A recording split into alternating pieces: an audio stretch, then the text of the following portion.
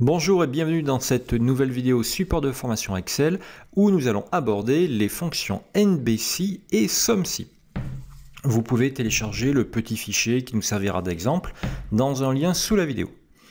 En guise de prérequis, vous devez connaître l'assistant de formule, fx, la fonction SUM, la fonction SI, et éventuellement la fonction NBVal, NBVal pour compter le nombre de valeurs.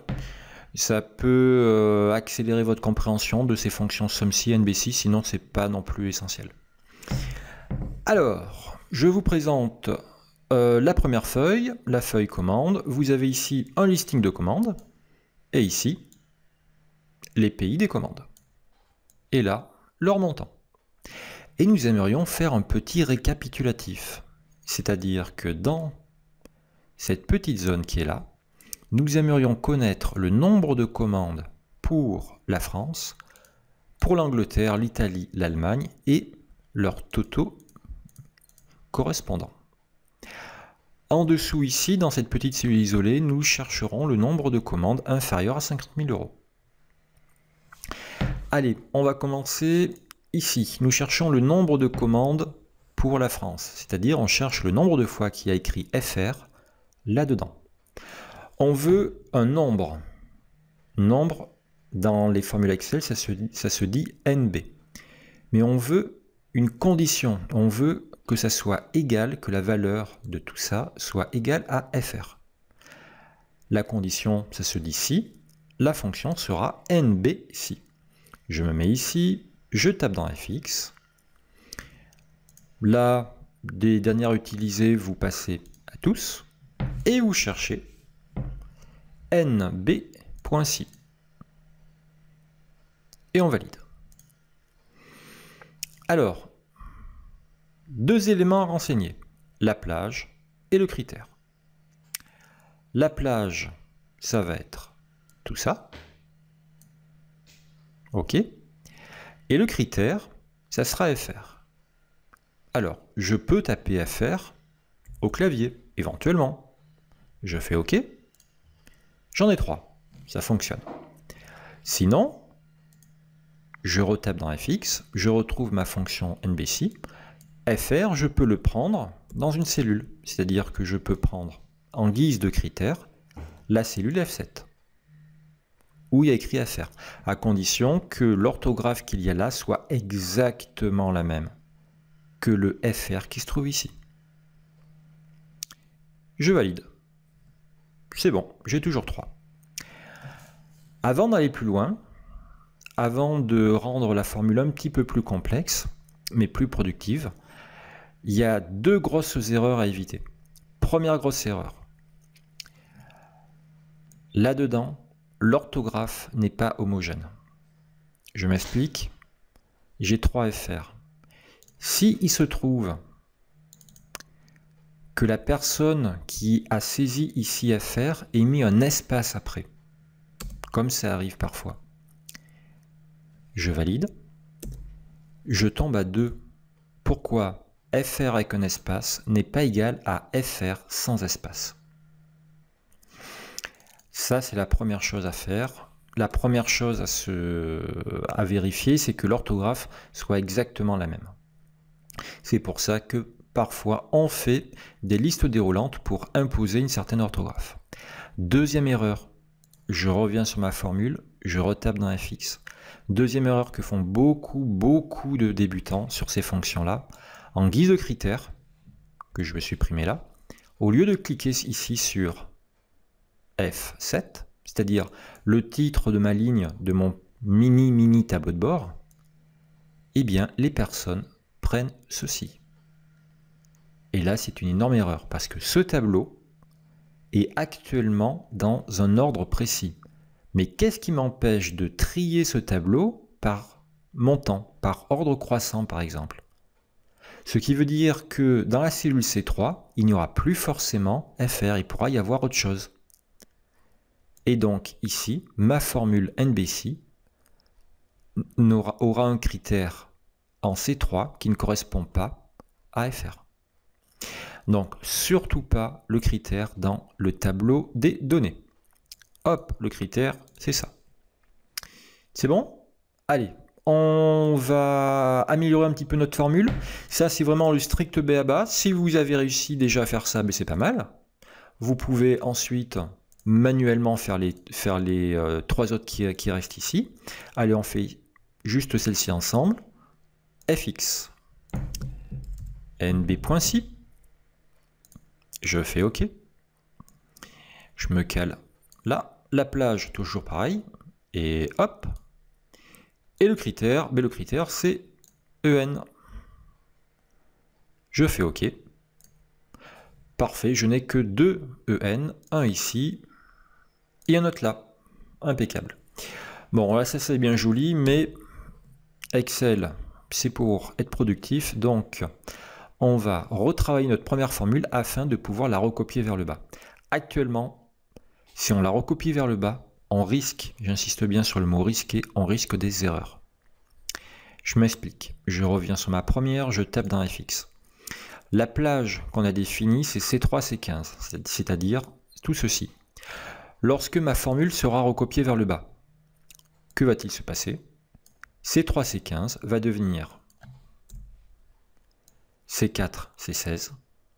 Puis encore vers le bas, ça va devenir C5, C17, etc. etc. C'est-à-dire que plus ma formule ici sera recopiée vers le bas, plus je vais perdre les valeurs du haut. Et il se peut effectivement que vous perdiez certaines valeurs. Conclusion. Dans ma formule de départ, la plage doit rester immobile. La plage doit être une constante. Donc là, je prends tout ça, C3, C15, et je verrouille la plage avec F4. Ça, on a l'habitude de verrouiller avec F4. Si vous ne connaissez pas du tout F4, si vous ne connaissez pas du tout les dollars, il faut absolument maîtriser les adressages relatifs et absolus, c'est-à-dire les constantes. Vous avez une vidéo dans la playlist Excel débutant, Excel niveau 1, qui s'appelle « Calculer avec une constante ». Allez, ensuite le critère, il est en F7, il est là. Lorsque je vais recopier ma formule vers le bas, le critère va également suivre. Ben c'est parfait, c'est ce que je voulais. Allez, je fais OK. Je recopie vers le bas, on n'oublie pas que pour recopier en double-clic, c'est beaucoup plus rapide que de maintenir enfoncé et de descendre avec la souris. Ben écoutez, ça a l'air pas mal. On vérifie, on ne sait jamais. Je sélectionne tout ça. En bas, ici à droite, je vois somme 13. Hein, vous le voyez là? En bas à droite, ici. Je prends tout ça. Nombre 13. J'ai 13 lignes, j'en compte 13. Le compte est bon. Ici, je veux faire à peu près la même chose, mais ce que j'aimerais, ce n'est pas savoir combien de fois il y a FR, c'est connaître la somme des 3 montants qui correspondent à la France. Allez, je suis ici, je tape dans fx, je veux la somme, fonction somme, mais avec une condition. La condition, c'est que dans la colonne pays, il y ait FR. Eh bien, je vais prendre somme, si. Je fais OK. Somme.si. Allez, on est parti. La plage, pareil que pour NBC, c'est tout ça. Et on fait attention, F4. On verrouille. Le critère, ben le critère c'est le même, hein, c'est ça. Et là j'ai la somme plage. Ben la somme plage, ce seront les cellules qui seront additionnées. Uniquement pour les lignes de C3 à C15, les lignes de la plage où le critère est respecté. Allez, somme plage. Toc, je prends tout ça. Et je n'oublie pas également de faire F4 pour verrouiller ceci. Je valide. Allez, je pourrais me mettre en monétaire sans décimale. Je double-clique. Tout ça, ça me fait 723 000. Je sélectionne tout ça. J'ai bien 723 000. Le compte est bon. Donc ici, mes calculs sont tout à fait corrects. Alors, autre utilisation. J'aimerais connaître le nombre de commandes inférieur à 50 000 €. Je me mets ici. Je veux connaître le nombre de commandes. Ça sera donc NBC. NB.si. Et il me demande la plage et le critère. Alors cette fois-ci, le critère, ça va être inférieur à 50 000 euros. Le critère va agir sur la plage. Donc, pour ce cas-là, la plage, ce sera tout ça. Ce seront les montants. C'est les montants que je veux comparer aux critères. Et mon critère, c'est inférieur. Je tape au clavier directement, inférieur à 50 000 euros. Tout ça pour vous dire que la fonction NBC ne fonctionne pas que sur du texte. On la rencontre beaucoup sur du texte, mais elle est également utile sur du numérique. Allez, je fais OK. J'ai cette commande inférieure à 50 000 euros. Le compte est bon. Alors, jusque-là, ça va, c'est accessible. Nouvelle problématique. Ce tableau est voué à être élargi vers le bas. On va ici saisir au fil du temps de nouvelles lignes. Et il faut donc que ceux-ci se mettent à jour automatiquement. Or, si je prends la première, on avait dit que la plage allait de C3 jusqu'à C15.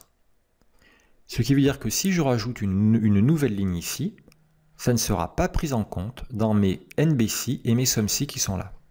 Comment faire? Plusieurs méthodes. Première méthode, au lieu de prendre uniquement C3 jusqu'à C15, eh bien j'anticipe, je maintiens enfoncé, je tire vers le bas. Et je m'arrête un peu plus loin, là je suis à 248, et je n'oublie pas de faire F4 pour verrouiller ma plage. Donc là, oui, ça fonctionnera, je peux rajouter des lignes jusqu'à la ligne 248. Et je peux aller plus loin, 2000, 20 000, 2 millions, enfin 2 millions non, 200 000. Ou alors, autre possibilité, je prends toute la colonne C. Toc, 1 million de lignes, crac, plus de soucis, je peux mettre plein de choses, plein de lignes, à la suite de ma petite base de données qui est là. Mais il y a un inconvénient.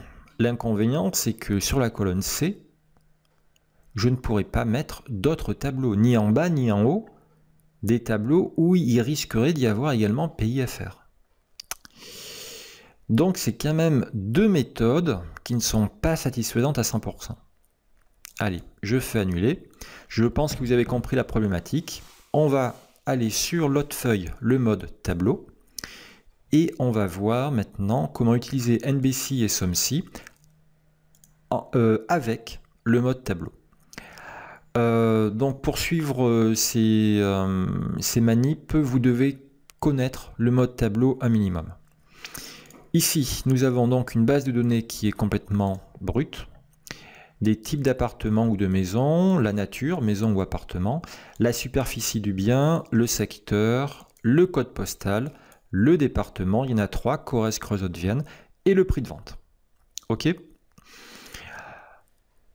On est jusqu'à la ligne 507 et on veut faire ici quelques indicateurs et faire en sorte que ces indicateurs se mettent à jour automatiquement lorsque on va rajouter des lignes en dessous. OK?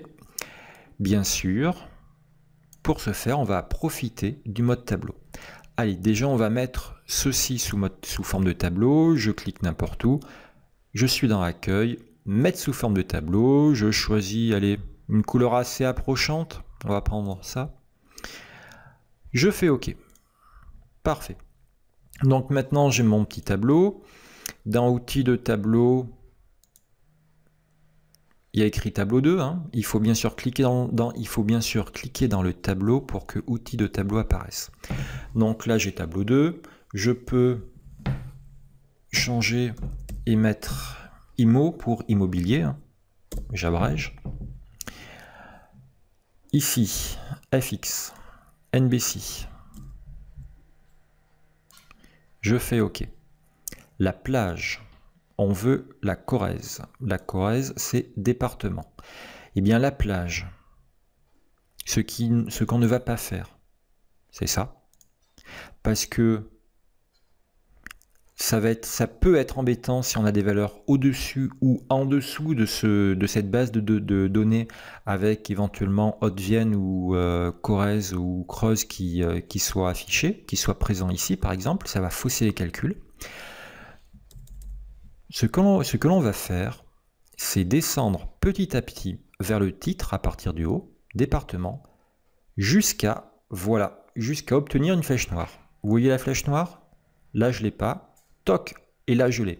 Alors c'est pas très bien fichu, on l'a pas pendant très longtemps, peut-être pendant 5 mm à tout casser. Là c'est bon, là c'est pas bon, là c'est pas bon, là je l'ai. Ok, si je clique là, regardez ce que va me dire la plage. La plage sera la colonne département du tableau qui s'appelle IMO. Parfait. Le critère, ça sera Corrèze. Donc ici, même pas la peine de verrouiller la plage. On sait que lorsqu'on va saisir des informations en dessous du tableau, eh bien, automatiquement, il va s'élargir vers le bas. Donc, département, la colonne département, automatiquement, va s'élargir vers le bas. Je fais OK. Je double-clique. On va faire la somme des prix en même temps. fx, fonction somme.si. La plage, c'est toujours pareil. Toc, voilà, j'ai la flèche noire. Le critère, c'est toujours pareil, B3. Et la somme plage, c'est les prix de vente. Ils sont mal formatés, ils ne sont pas en euros. On va les mettre en euros au moins ici. Voilà, sans décimale, sinon vous élargissez la colonne. Ici, on cherche le prix de vente moyen. Alors, c'était juste pour vous faire manipuler la fonction moyenne.si. Voilà, ça existe également. NBC, somme-si, moyenne.si. La plage de la moyenne.si, c'est le département. Le critère, toujours pareil, la Corrèze. Et la plage de la moyenne, ça va être le prix de vente, car on cherche le prix de vente moyen. Toc. Je fais OK. Un petit coup de monétaire et c'est bon. Je peux bien sûr prendre ces deux formules, double-cliquer pour se mettre à jour partout. Et on va vérifier que effectivement, si on rajoute une nouvelle ligne, tout se met à jour. Donc là, on a Corrèze 117, prix de vente moyen 205. 205, 91. 117, 205, 91. Allez, je suis tout à fait en bas. Je rajoute quelque chose ici. Un T5. C'est une maison. Surface 142 mètres carrés. Secteur ouest. Code postal 19100. C'est la Corrèze. Prix de vente. On était à 205 000 en prix de vente moyen. Donc là, je vais mettre largement inférieur. Je vais mettre 85 000. 217, bien, nous sommes passés à 118. Et de 205 000, on est passé à 204 000. Conclusion, ça fonctionne. Voilà, écoutez, vous devriez en termes de Excel niveau 1, on va dire, au moins connaître, au moins pouvoir refaire facilement la feuille commande, d'accord. Bien penser qu'il faut verrouiller les plages s'il y a besoin de recopier vers le bas. Se souvenir des erreurs les plus classiques, c'est-à-dire que le critère, c'est celui-là, et surtout pas celui-là. Et autre erreur classique, c'est que l'orthographe qui soit là ne soit pas exactement identique à celle-ci. Si vous devez maîtriser Excel un petit peu plus profondément, le mode tableau est très intéressant.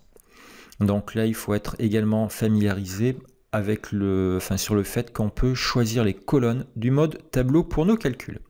Voilà, écoutez, si vous avez réussi cette petite vidéo, je vous dis bravo. N'hésitez pas à la refaire ou à tester ces fonctions dans vos propres documents. Je vous dis bravo et à bientôt.